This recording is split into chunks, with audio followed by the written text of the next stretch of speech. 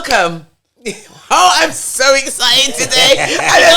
I don't even want to say welcome to the Healing Room. I want to just get right into it.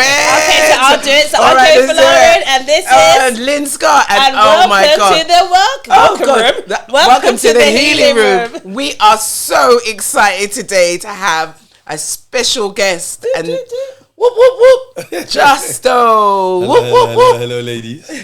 Hello, ladies. Like, yo, I'm not just check that shit. Give us that deep voice again. Hello, ladies. How you doing? Right. So, Justo, can you tell us a little bit about who you are? Well, my name is Justo. I come from the Congo. Moved there when I was 6 years old. Lived in northwest London, South Kilburn. Grew up, had a family, found somebody that I loved, and had a family, and I just take it nice and easy now. Love that. So I noticed there was a little pause when you said, and you grew up. Growing up in, of course, inner city London, how was it for you coming, especially the experience from coming from Congo to inner city? How was that experience for you? Weird. You know, because you just left somewhere and then you're coming somewhere you don't know, don't even speak the language. Do you know what I mean? You don't even understand, do you know what I mean, people very well.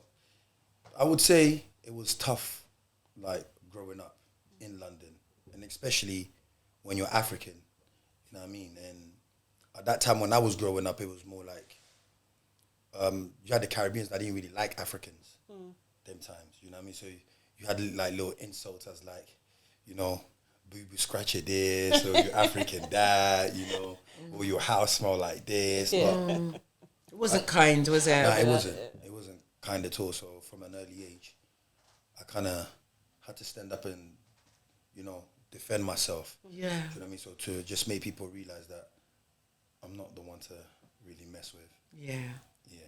So that kind of made you a little bit tough. Yeah. It definitely made me who I am today. Yeah. Do you know what I mean? Like, just going through what I went through back then. Don't get me wrong, there were people that were out there, like friends that embraced you. Do you know what I mean? Like, understood where you came from. Or sometimes they used it against you. Yeah. Do you know what I mean? If you have an argument or anything like that, they'll use those kind of things against you. So, but like I said, it made me who I am. So what I would say back then, it was also like, if I go into an argument with a friend, I wouldn't want to argue with him. Or if I go into a fight with him, I wouldn't want to fight back. So I used to just stand there and get beat up. Oh, wow. And not do nothing. Do you know what I mean? And I think it was when my mum told me, like, you need to fight back. If you don't fight. I remember I lost I wouldn't say it was a fight. I was just standing there. Do you know what I mean? So I remember I got beat up. Then when I got inside, because my mum was watching me getting beat up, when I got inside, she beat me for getting beaten up. Yeah. Do you know what I mean? And then I think from there, that's when I realised, nah, I'm not trying to get beaten outside and then get beaten inside. Like, so she told me, well, you're just standing there for fight back. You was taught better than that. So, yeah. So let's say, have you ever been to counselling before? Nah, I've never been counselling before. I didn't really believe in it. Well, I don't believe in it. How do you feel now? Well, speaking to... Let's take it back a bit. Why didn't you believe in counselling? I didn't believe in counselling because I felt like, why am I telling somebody else my problem? I can sort out myself, like, do you know what I mean? I got this far, dealing with it and sorting myself out and not, like, losing myself or breaking myself to pieces. Do you know what I'm saying? So I didn't really feel like I needed somebody else to tell me or somebody else to hear me speak about what I've gone through. It didn't make no sense to me. Do you know what I mean? People I would speak to were people that was going through exactly the same thing that I was going through, like my friends. Do you know what I mean? Like, they understood, they got it, and sometimes your friend will give you advice. They say, maybe deal with it like this, or next time don't. You know what I mean? So I didn't really believe in counselling, to be honest with you. So that's why I felt like, if you're strong, deal with it on your own. Do you know what I mean? If you're not, and you need somebody to speak to, I'm all hands for you. You know what I mean? Do that. But I just didn't believe in it. So how do you feel about it now? Well, speaking to Kimmy, kind of made me realize, like, hey, maybe, yeah, you do need to speak to somebody because there's certain things that you don't realize, do you know what I mean, about yourself, yeah, that somebody else can see and point out. Because as far as I know, like, Kimmy's she's a professional, right? Yeah. Yeah, so we are professionals. oh yeah. But then there's counselors in everyone. It's not just about a piece of paper. It's about a person who's a good listener. Yeah, and I think she paid attention to some of the things I was saying, and she did certain gestures that made me like, wow, yo, you know what? I didn't really realize that until when I said and what she said back to me. It was like, okay, I get it. You know what I mean? So yeah.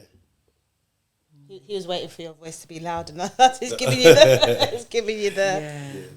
That's lovely. So, would you recommend counselling to people? Is there a part of you that wishes that you had found counselling earlier? No, not really, because I believe that things come to you when it needs to come to you. So I think Kimmy just came at the right time. So when you go looking, the master comes to you, basically. Yeah, so I think so because I wasn't looking, you know, and it just came to me. So I think when you go on searching for things, sometimes it doesn't turn out great. You know what I mean? Sometimes it's not a good experience. So because I wasn't looking, you know, and Kenny brought this gesture to me, and it was like, maybe it's time for me to really have that counselor, because I've been holding a lot for how many years? Yeah. How many years? Like years of trauma. So do you feel like you've just put down, it's almost like you were carrying this extra jacket and now you've been able to just take that jacket off and put that down since you've been able to speak your truth? I think, no, I don't think it's taking the burden off my shoulder. Well, for what I believe is, whatever I go through, it's what made me. Yeah. Me letting go of that, it's like I'm letting go of part of myself that's made me strong. Do you know what I mean? That's carried me throughout here and made me survive. Do you know what I mean? So I feel like if I let go of that, I mean I'm letting go a big part of me. Do you know what I'm saying? And I'm gonna enter a whole new change. Which change is okay and it's good. I want to change, but with what I have. You know it sounds, I'm sensing like a fear around what that new person would be. Yeah, without. Like, who are you? Like, who would you be without this story? Like, without your story, if you let go of your story, who am I going to be? Yeah, exactly. Who's this new person? Who's this guy? Yeah. Why are you walking away on certain things?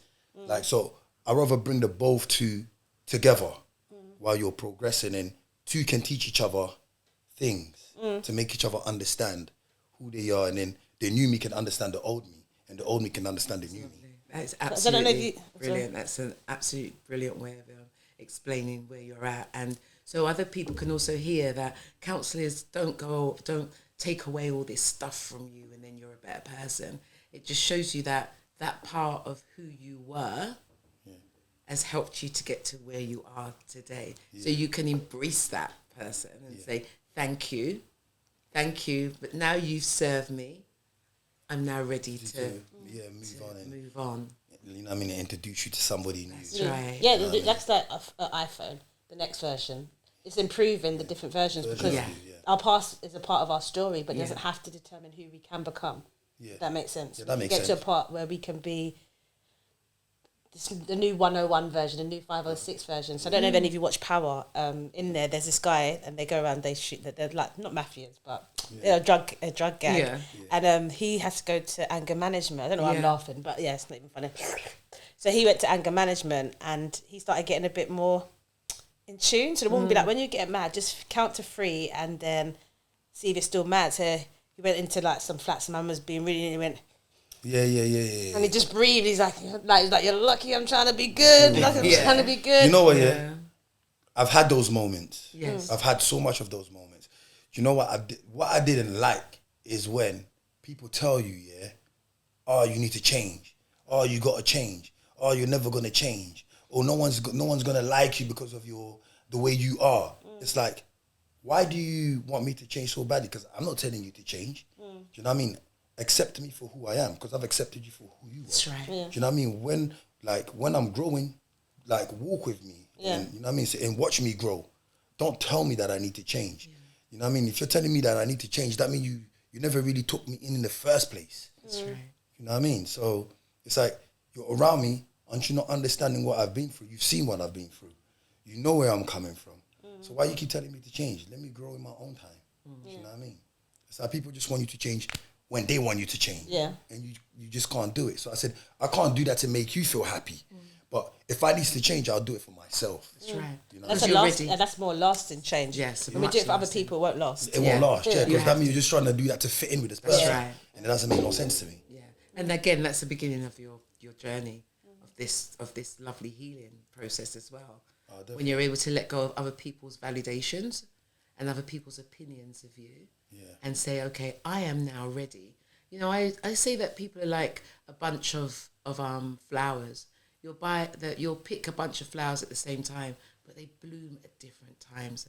They don't all bloom at the same time. So when you're ready to bloom, that's exactly what you put in place. I guess, when some people change, they expect everyone around them to change. It's so wrong. But it took them a while to, sometimes someone changes and it's like, it's a good thing sometimes you're moving forward and you want to bring people, but it took them a certain time to get to that place. So they have to understand that we all go through our own process at different times, and maybe sometimes our change isn't visible, but it doesn't mean there's not a change happening underneath that people can't see. That actually, how many times do they know you breathe like, don't let me knock your head, like.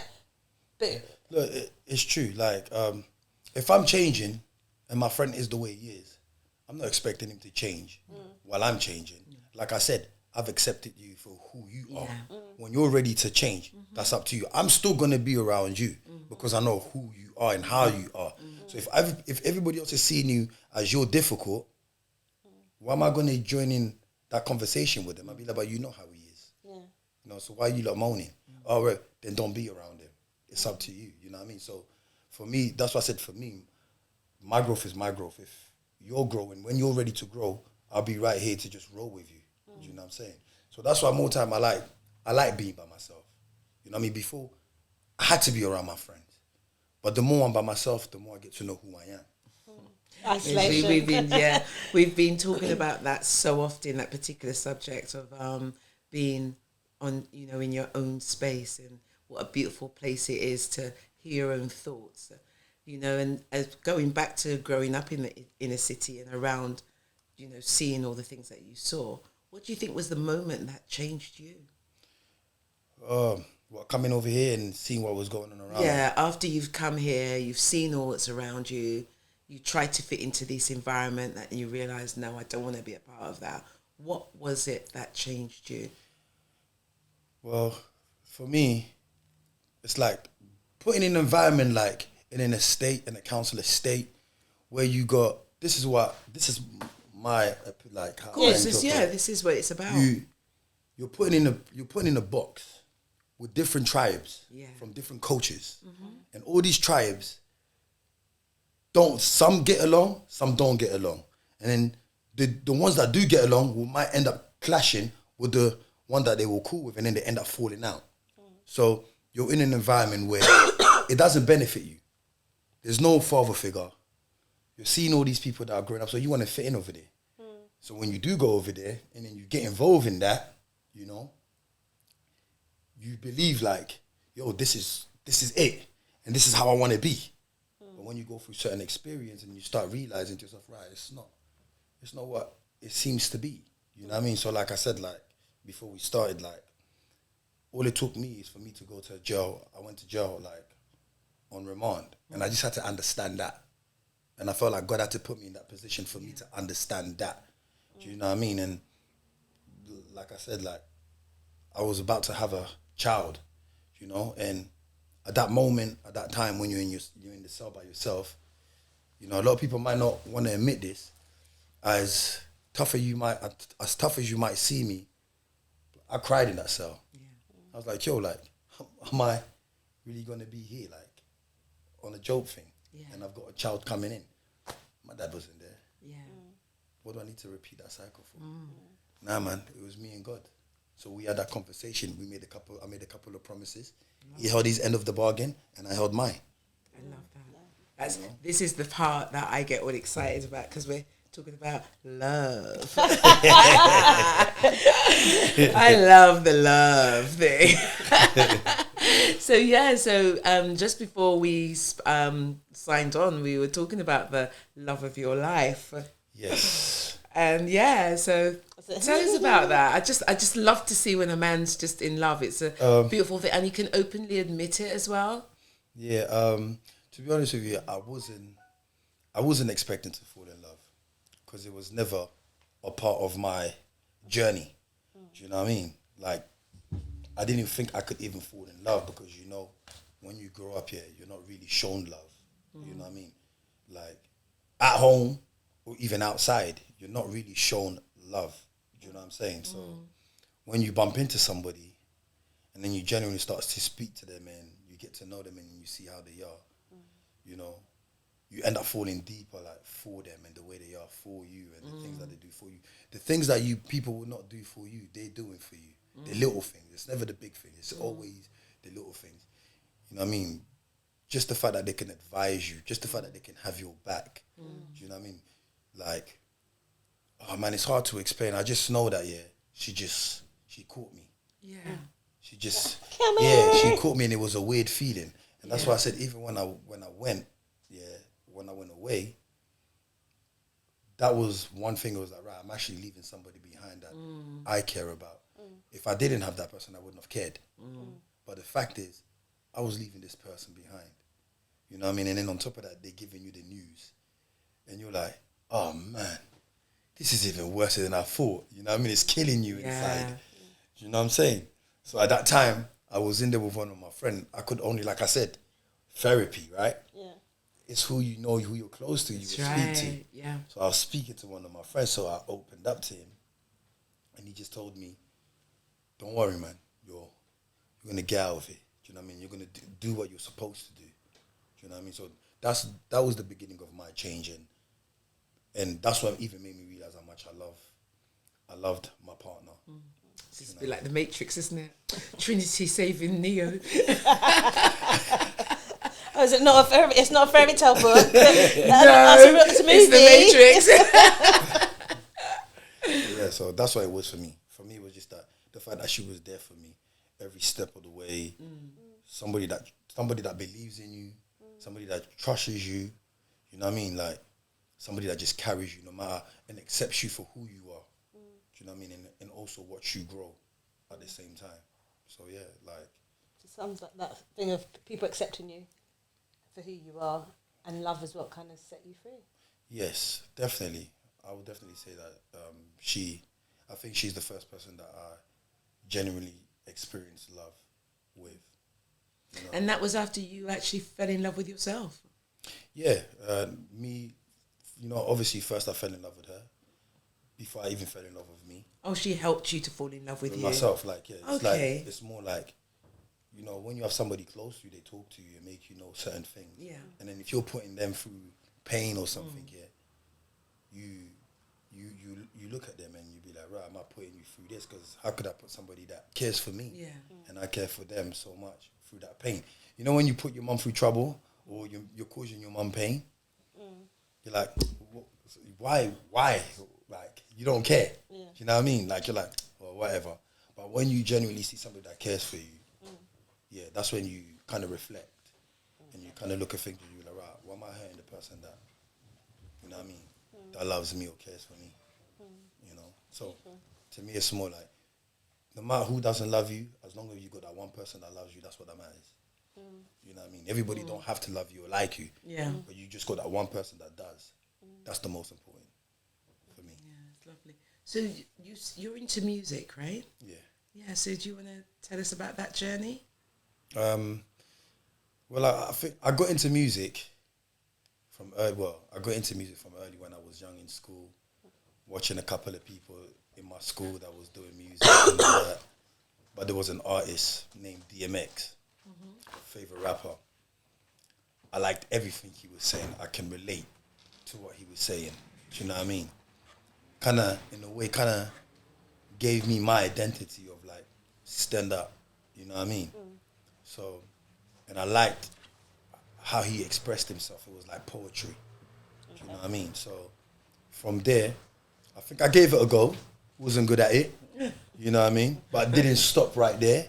Carried on until until I improved. And and I think another way as well, music was more like me saying what I've gone through and what I felt, and I listen back to it and I'll say to myself, right, you actually went through that. Like, because sometimes we don't realize what we go through. We just pick up and carry on going. Yeah. So in a way, music was... It was like your release. Yeah. It's your therapy. My therapy. Yeah. That's right. Do you know what I mean? So sometimes people be like, oh, well, why do you talk about the past? Sometimes you just want to revisit the past. Do you know what I mean? And then say to yourself, right, you know what? I went through that. And I'm on the other side. That's right. You know what I mean? So that's what music does for me. Yeah. And it also takes stress away from me. If I've got so much going on, I'll go to the studio. I don't mind staying there for multiple hours. Yeah. Do you know what I mean? Some like my comfort zone. You know. So when you're going through hard times, or like, you know, I know a bit about your story, so not that we're talking about it here, but what would you say has been your coping mechanisms of how to get through some of the hard times you've had to face? So to be honest with you, my son, my kids basically. You know what I mean? My kids will make me focus. Or make me realize, like, you know what? It's not about me. It's about them. Although it is about me, but it's more for them. I'm really literally, I live for me, but I'm more live for them. Do you know what I mean? So that's what gets me in tough time. It's what gets me going. So you had to find a motive. This is where we talk about the word motivation, which comes from the word motive. Yeah. Your motive to keep going is your children. So that's the motive you found. Yeah, that's my motive. And that's what's kept you on the straight and narrow. Narrow, 100%. Yeah. And again, this is when we talk to our clients through therapy, is to try and find a reason why you want to get to where you're getting to. The why. Yeah. Same like the why with having a business. Why? Why do I want to do this? Yeah, so mine was more my child, and the conversation that I have with him, you think I'm having a conversation with an adult. Do you know what I mean? And I like the response that he says, because he kind of teaches me a lot. He teaches me a little bit about myself. It makes me see I would just want to be even much more of a better person, you know what I mean, for him, you know what I mean, and make sure that he grows up the right way and not make history repeat itself. Because we don't want the cycle to continue. Yeah. Do you know what I mean? So, yeah, like speaking into him, he motivates me. Or sometimes when I feel down, he actually puts me on the spot. What are you doing? Like, why are you not doing this? How come I'm seeing everybody and you're not? Come on. Like, time is money. That's what he was saying. And he got that from you. Time is money. You know what I mean? Waste the time. Yeah, like, you are the chalk for them. I keep saying to parents, that's what it is. They're like a sponge or a blackboard, or what do they call it now? What, whiteboard or whatever they call it. Yeah. But you are that marker, that chalk. So it's very important what you do. Yeah. So when he sees that, you know what I mean. So it's good. I like the fact that he can say that to me. Do you know what I mean? And yeah, he gives me motivation all the time. It's beautiful. You know, you got a daughter, and you'll be the first man who loves her unconditionally. Oh, 100%, man. Already have. Showing her that way of, like, the standards of what to accept, you know, 100%. In relationships. So as well, on that part of relationship, obviously you're in a loving relationship. What would you say, kind of what you see, why maybe some women are single, or why some relationships don't work for people? Look, I say, to me, if two people want something to work... Here comes the other side of you. I love it. Yeah. This is what I like. You know what I mean? No, if two people want something to work, they can make it work. If one person is only doing it, then it's not going to work. And sometimes I think a lot of women sometimes think like, I can do much more better. Do you know what I mean? Oh, you did this to me, or where. Sometimes you just have to sit down and work it out. Do you know what I mean? When you walk away too easily, you think the grass is greener on the other side. It's really not. You're just going to put yourself in much more of a situation that you was already in with that person. You see, the nice thing is that you were ready to be vulnerable. You were ready to listen and also to respect your partner's opinions. Yeah. What I find quite sad is that a lot of people, whether it's the woman or the man, they're not ready to listen, that key word, to the other person's opinion or to value it. And that's where a lot of relationships break down. That's true. And then it becomes very one-sided. It's all about him, what he wants. on his terms. Yeah. It's all about it's all about what he wants to do. It's about his equilibrium and so on and so forth. What about the woman and vice versa? I do believe, like, support your woman. Same way she holds your hand, hold hers. Yeah. You know what I mean? Like, help her through whatever she wants to go through. Do you know what I'm saying? Like, do it together. You know what I mean? Support each other. But like, once again, for me, it's like, yeah, you're right. Men are very ignorant and men are very greedy. And sometimes men just want to have their cake and eat it. Do you know what I'm saying? We're not all men. Some men. Some men, yeah. We're not talking some men. We're not talking about all men. Because there's some gorgeous men out there. Yeah, we're not talking about all men. But that, like you said, they're not ready. Those type of men are not ready. Do you know what I mean? And same way I would say, yeah, some women are just not ready also too. Yeah. You know what I mean? What does ready look like? We say this word ready. No, like, what does it look like? Ready is when you know in yourself, like, when you're looking at life differently, when you're looking at the world differently, when you're looking at everything around you differently. What is it that you want? What is your purpose? Because I know my purpose is not just worshiping God, but it's also, you know what I mean? What is it that I want? Like I said, like, I grew up in a household where there was no father figure. Do you know what I'm saying? I want a family. I've known that from early. This is what I've wanted. I manifested what I've wanted from an early age without even realizing I was manifesting it. Do you know what I mean? So when I met, it was just about me meeting the right person. And God blessed me with the right person. God blessed me with a woman that's understanding. Do you know what I mean? God blessed me with a woman that's willing to educate me, that's willing to teach me things, and that's also willing to hold my hand and listen to me too. Do you know what I mean? That's two-way thing. It's not always a man being the protector, but a woman can protect a man too. Yeah, so that's when you know you're ready. When you know you're ready, a woman is doing all of those things and above and beyond. Why do you want to let that go? Why not fight and try and make it work? Because you could go to the next party, you might not get that same treatment, and you sit down and say like, you know what? Yo, star, I miss my girl, you know? You know what I mean? You don't want that. So it's when you feel ready. You can never tell anybody, oh, I'm ready. You have to feel ready. Yeah. She has to feel ready. Both of you have to become one while you're taking that journey together. That's what I say, partners have to become one. You know what I mean? There's no individual stuff here.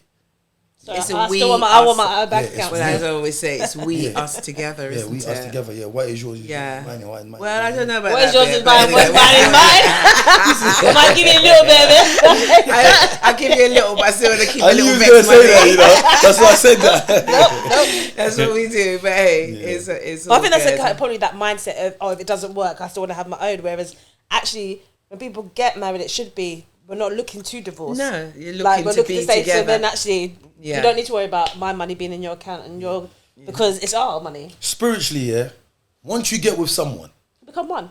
Yeah, in God's eye, you're already an item. When you have sex, you make the covenant. That you're already an item. Do you know what I mean? So you have to make. I'm not saying people that are going through difficult, you know what I mean, difficult times or in their relationship where they should stay around when something is difficult. Do you know what I mean? No, if you can pull yourself out of it, pull yourself out of it. That person is not for you. But when you know somebody's actually there, because I know sometimes, like men and women, like when somebody's treating them very well and very good and loving and will do anything for them, they take that to advantage and they feel like, oh, I'm not really into him. But not knowing that, yo, bro, that was sent for you. He was the one you're supposed to be into. But I'm into him over there. But knowing that very well, him over there, he's got that girl and that girl. You know this already. Yeah. What makes you think you're going to go over there, he's going to do different? But you had one that was right there. The one that you let go could have been your ticket out. But sometimes women like what they can't have. Then they get to a certain age and then they try to run after that guy you thought was the neaky one. You want him back, but he's gone already. Yeah, somebody else already. You realise actually the neeks were better than the road man. Yeah, like. Whoa. You said to a road man. That's it, than the road man. No, but when I mean rock that man, like just still on that. You can't be a road man and you can be intelligent still. You can have a wit. They're one of the best businessmen out there, to be honest. Yeah, but some men are still on that bang bang gal and they're old and you're still running around. That's because that's what I said. Yeah, they haven't had that time to just reflect in them. They still living life. Do you know what I mean? And that's what life is, just more than just living. You know what I mean? Life is all about you trying to understand it. It's a game, but it's the way you play it, but you also have to understand it. Do you know what I mean? So that's why I said, like, I understood it, and I realized sometimes, like, the road doesn't bring you nothing but stress. Do you know what I mean? What would normally bring you peace will be your family. That's what you call being rich. It's inner peace. Yeah, that inner peace. It's the inner peace. You come home, you got your family there. You know what I'm saying? That's the most important thing. You know what I mean? And God. So First God, I mean. Final question. I mean, you talked about manifesting. Yeah. So you said you did it at that point without knowing. So do you still practice that, like manifesting things you want? Yeah, I think I practice it even more now. Back then, you know, when you're manifesting things, you don't realize what you're manifesting. Even when you make music, we say things, we don't even realize what we're saying. I was listening to one of my old tracks that I made with my friend, and I had to call him and say to him, yo, do you remember this song? He was like, yeah, right, you got that song? I said, yeah, but listen, you see, everything we said in this song, is everything that actually has happened. That's right. Do you know what I mean? And then he was like, yo, that's what I'm saying. Like, words are very powerful. Yeah. Biblical. You know what I mean? So your power of the thoughts tongue. Yeah. and the power of the tongue. It's so important. Again, we go back to self-coaching, why it's important that your inner critic and you become best friends. Yeah. Say nice stuff to each other. Yeah. You have to be kind to yourself. So I kind of realized that when I said things, I manifested what was going to happen and what's going to happen. If I manifested something vulnerable for me, I became vulnerable because of a situation that I was thinking of, that I wanted to be in. Do you know what I mean? Without me even realizing I was doing that. So when I started like praying, you know, fasting, meditating, yeah. And then if I thought of something, I concentrated on something that I wanted. Everything that I focused on and I concentrated, I had. I got. And I realized to myself, right, to manifest is actually easy, but it's very difficult to think positive all the time. Yeah. Because it's easy to think negative. Do you know what I mean? So that's why I said, I love my space. I love being on my own. Do you know what I mean? So, so I'm into all of that. So I fast, I pray, you know, I meditate. I like to go to sleep with my meditation music on or with my headphones on every day, without a doubt. So when I wake up in the morning, my energy is just nice. Again, another biblical statement. Yeah, nice. As it is in the beginning, so shall it be at the end. So it's very important to go to bed thinking good thoughts. Because that's how you'll wake up. Thinking good thoughts with good positive energy, Yeah, so your whole day will be... They don't understand that, They don't understand that if you're going to bed and you're angry, you're going to wake up angry. You know? So that's what it's going to be mindful of what you even watch before you go to bed. Because on your mind, I think it was Les Brown or somebody said, don't tell me bad news in the night time or after certain time, because there's nothing I can do about it till the morning. So why should I have it on my head all night? When you're going to be dreaming about it and everything. Like, tell me at work the next day. Don't tell me when I go to sleep. It's very important, you know, that, because even like laughter therapy as well. You know, I didn't know that. Yeah, we call it laughter therapy, especially when you study mental health. Okay. One of the things they say to do is for an hour before, you know, when you go home in the evening, find something to laugh at. So I watch like Gogglebox. There are other series too. And I watch like Gogglebox. I watch, you know, comical things because I don't want to watch nothing too serious, or I want to read something nice before I go to sleep, because I want to know that I'm going to have sweet dreams and I'm going to wake up. Sweet dreams and even if I wake up in the middle of the night, one of the things I do is I tend to put on my prayers, you know, put on prayers or some meditation, and then that puts me back to sleep as well. I find that easy for me. If I want to sleep quickly, meditation music. You know what I mean? I'll say my prayer, put my meditation and music. 5 minutes later, I'm out. Send me one. I need some sleep and trust me. Meditation. And sometimes as well, if things like, let's just say, somebody smashed your car, like it's already happened. It's happened. There's no point of you can get angry about it. So all you can do is just say, yo, let me just fix it. Do you know what I mean? And then I say, because it's already happened, so what are you getting angry for? Well, that's, again, you know, we love to talk about these triangles, isn't it? It's by being proactive. You know it's happened. You've taken responsibility for it. So you're going to deal with it. It's no use going into the past. That creates depression. Yeah. You know, so I have the thing if it's it's like if it doesn't matter in a day, would it matter in a day? Would it matter in an hour, a day, a week, a year? If it what, let it go. Yeah, let that go, man. Because we can spend so long holding on to something. Yeah. And then it's like, wow, I spent a week moaning about this, but there's nothing I could do. Like, it's crazy, yeah. I saw this thing on YouTube. I think I was feeling kind of depressed. I think I was just depressed, saying like, wow, you know, there's so much I want to do. Do you know what I mean? But it's how do I go about it to do it? You know? So I'm speaking to my partner on the phone about how I'm feeling. So she's giving me this advice and talking to me, you know what I mean, to make me to let me know how far you've come and like where you've been and what you was put in a tough situation, and in that tough situation you were still taking care and handling business. Do you know what I mean? So while I'm talking to her, I've just gone on YouTube, something just in front of me. And when she came off the phone, I just pressed play on it. A man was basically explaining the fact that he died. Like he basically he went to get some stones out of his kidney, and I think something burst and it kind of poisoned. It started shutting down his system. Yeah, septicemia.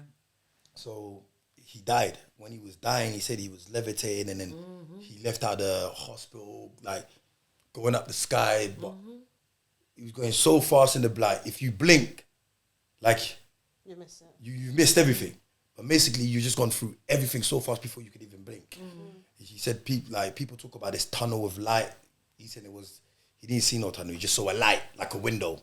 You know, went through it, came to this massive garden, you know, and when he went, he was walking through the garden and the trees were speaking to him, and he was like, he wanted to see Jesus. He just wanted to see Jesus. So the tree's like, oh, he's going to see the king. He's going to see the king. The trees are all speaking, and they're leading him to the path. So he's in this big mountain where he bows down to he sees Jesus on his left-hand side, and he bows down to him, just thanking him and praising him. Like, he was just like, he felt so much peace. If he ever felt like he wanted to be accepted, he was accepted there. You know what I mean? And Jesus told him it was not your time. You need to go back.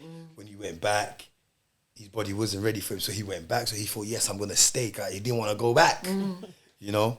So then he goes back again, sees Jesus. Then after that, Jesus tells him the same thing. He goes back, body not ready, comes back, sees Jesus again. This time he sees his whole entire family. Because at first he wasn't really paying attention. He was only focused on Jesus. So he saw his whole entire generation. They were like, oh, rare, go back. And Jesus told him, you need to go back again. And his family said, you need to go back to bring more of our family over here with us and everything. So when he went back, for him, it was like the way he saw life, the way everything just changed. Yeah. And the thing was, what he asked Jesus was forgiven. God said to him, Jesus said to him, it's better, like, he forgives and he forgets. See, it's difficult for us to forget. We might forgive, but we never forget.